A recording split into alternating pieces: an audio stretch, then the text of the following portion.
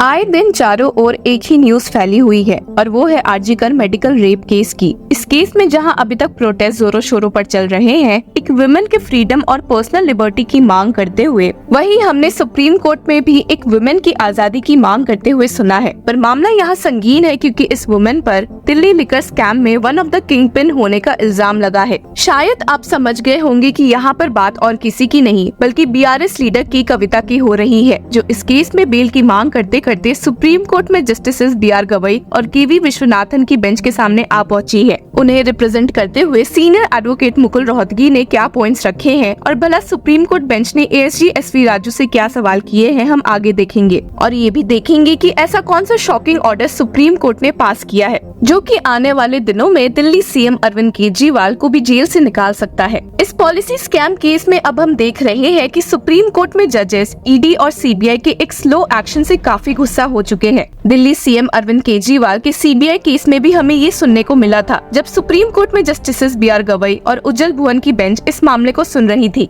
और ईडी और सीबीआई से सवाल कर रही थी कि आखिर इस केस में इन्वेस्टिगेशन कब खत्म होगी। दिल्ली सीएम अरविंद केजरीवाल, जिनकी जुडिशियल कस्टडी 27 अगस्त को खत्म होने वाली है, बेल की राह ही देख रहे हैं। पर इस केस में सीबीआई ने एक्स्ट्रा टाइम की मांग कर ली है, जिससे पिछले हियरिंग में सीनियर एडवोकेट अभिषेक मनु सिंघवी काफी गुस्सा दिखे थे। जहां सीबीआई ने दिल्ली सीएम अरविंद केजरीवाल के केस में एक्स्ट्रा टाइम की मांग की है, वहीं ईडी ने भी इस स्कैम की एक मेन प्लेयर के केस की सुनवाई के दौरान यही कहा था। यहाँ हम बात कर रहे हैं विजय नायर की, former communications incharge of the Aam Aadmi Party. Supreme court bench of justice Hrishikesh Roy और एसवीएन भट्टी जब इस मामले की सुनवाई कर रहे थे तो ईडी ने भी एक्स्ट्रा टाइम की मांग की, जिससे सुप्रीम कोर्ट बेंच बिल्कुल भी खुश नहीं दिखी थी। हालांकि अंत में उन्होंने ऑर्डर पास किया और स्टेट किया, reluctantly time prayed for is granted. तो ऐसे मौकों से तो साफ है कि सुप्रीम कोर्ट भी सेंट्रल एजेंसीज के कंडक्ट से खुश नहीं है और की कविता के मैटर की शुरुआत में ही उनकी ओर से मौजूद होते हुए सीनियर एडवोकेट मुकुल रोहतगी ने आम आदमी पार्टी लीडर मनीष सिसोदिया के केस को साइड कर दिया, ये कहते हुए कि कोई प्रॉपर एविडेंस नहीं मिलने पर और डिले ऑफ ट्रायल को देखते हुए सुप्रीम कोर्ट ने उन्हें ऑलरेडी बेल दे दी है, तो की कविता को क्यों नहीं दी जाए, जो कि एक वुमेन भी है। वुमेन वाला point last time senior advocate Kapil Sibal ने भी उठाया था, क्योंकि नॉर्मल प्रैक्टिस ये है कि वुमेन को बेल मिल जाती है। जब सीनियर एडवोकेट मुकुल रोहतगी ने यही बात उठाते हुए सुप्रीम कोर्ट बेंच को कहा कि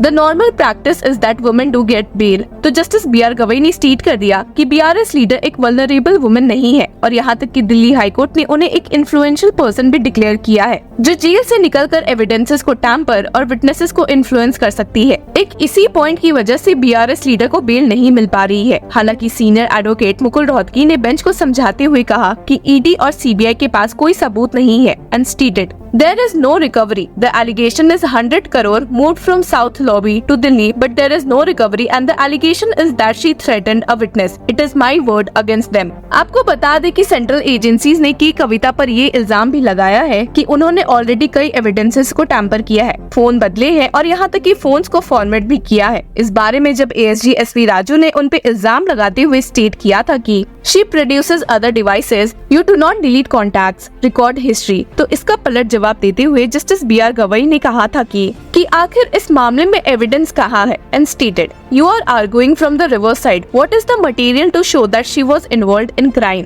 और हीटेड आर्ग्यूमेंट्स के बाद सुप्रीम कोर्ट बेंच ने इस मामले में की कविता की अपील से अग्री किया है और उन्हें सीबीआई और ईडी दोनों केसेस में बेल ग्रांट कर दी है। जी हाँ, आपने सही सुना। अब जो ये ऑर्डर आया है तो खूब अटकलें लग रही है कि शायद दिल्ली सीएम अरविंद केजरीवाल भी जल्दी जेल से छूट सकते हैं, और ये अटकलें भले लगे भी क्यों ना, जब खुद इस केस में मनीष सिसोदिया और की कविता को बेल मिल चुकी है, जो कि दिल्ली सीएम अरविंद केजरीवाल के बहुत पहले ही अरेस्टेड थे। इन्हीं सब के साथ आपको बता दे कि एएसजी एसपी राजू ने की कविता को टारगेट करने में कोई कसर नहीं छोड़ी थी और स्टेट भी किया था कि kindly look at what forensic laboratory has to say. I can understand the case where the person is regularly formatting. This is the case of tampering of evidence. She formatted the entire phone. Even if she is a woman, she is tampering the evidence. हालांकि इस point पर justice KV. Viswanathan ने state कर दिया कि इन सब से कुछ खास प्रूव नहीं हो रहा है and state and said it only shows that the phone is formatted. For tampering of evidence, you need to show more. लेकिन ASG SV राजू ने वापस से पलट जवाब देते हुए कहा कि we have CDRs to show her connection with other accused. There are other evidence from another phone to show that she has deliberately done to conceal it. ASG ने ये भी क्लैरिफाई किया कि कविता के खिलाफ काफी स्टेटमेंट्स है and said if your lord will look at the CBI paper, the purpose was not mentioned. यहाँ पर ASG बात कर रहे हैं MS रेड्डी की, जो कि इस केस में accused turned approver है, जिसके बाद उन्होंने शॉक देते हुए स्टेट किया कि her name is revealed by Arvind Kejriwal. आगे सुप्रीम कोर्ट बेंच को समझाते हुए एएसजी ने ये भी कहा कि there is section 64 CRPC statement of Reddy recorded by the magistrate, now kindly look at what he states. पर सुप्रीम कोर्ट बेंच इस बात से इम्प्रेस्ड भी नहीं दिखी और जस्टिस गवई कहने पर मजबूर हो गए कि ये सब एक ही बात है। पर एएसजी ने हार नहीं मानी और इस बात पर जोर दिया कि it is before a magistrate and not an ED officer. लेकिन यहाँ पर एएसजी को टोकते हुए सीनियर एडवोकेट मुकुल रोहतगी ने कहा कि all these statements have turned approver, all the statements in detail are reflected in Kejriwal's order. In the 4 statements, Pillai said nothing. In the 5th statement, son of Reddy Raghav gets bail. This is only a bail that we are arguing. पर justice BR Gavai ने उन्हें शांत करते हुए कहा कि वे ऐसे बीच में नहीं टोक सकते and stated, "We have called upon him. Let us follow some discipline. These statements are also in Kejriwal case and he has been granted bail in the ED case. If we are going to argue bail matters like this, then every day we would take up 1 or 2 applications only." इस बात पर और गुस्सा होते हुए भी justice Gavai ने कहा कि it cannot be that just because parties celebrities we should permit hours and hours, और further add करते हुए कहा कि वे सेंट्रल एजेंसीज की कंडक्ट से खुश नहीं है and stated the first meeting was with Kejriwal and he says that because she is interested you coordinate with her. Prosecution has to be fair.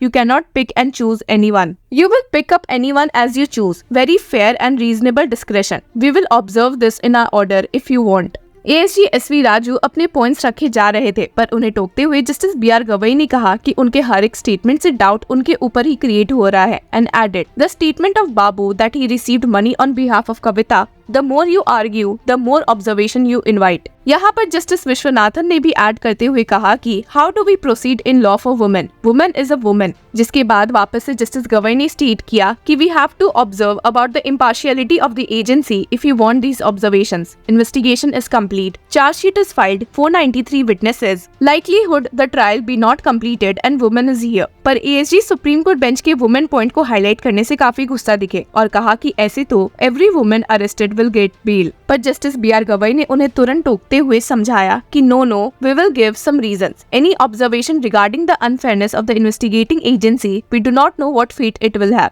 We are going to say that the observation of Delhi high court highly educated women member of the parliament are perverse. We will observe that. जिसके साथ ही justice BR Gavai ने भी कहा कि उन्होंने मनीष सिसोदिया के case में भी यही किया था और फाइनली अपना ऑर्डर स्टेट करते हुए supreme court bench said leave granted. The appeal challenges the order passed by the Delhi High Court in bail application by which the learned single judge has refused to grant bail. तो देखते हैं कि अब इस order के बाद क्या तहलका पॉलिटिकल गलियारों में देखने को मिल सकता है। इस मामले में आपकी क्या राय है, हमारे साथ जरूर शेयर करें। Until then, keep following law चक्रा।